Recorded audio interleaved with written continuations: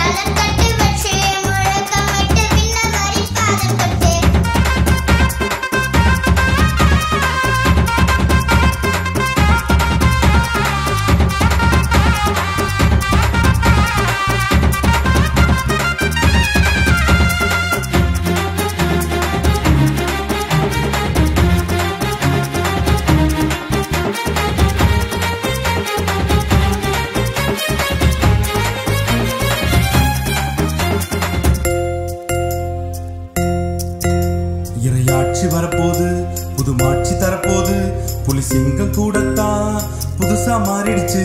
இறையாட்சி வரப்போது, புது மாட்சி தரப்போது, புலி சிங்கம் கூடத்தான் புதுசா மாறிடுச்சு.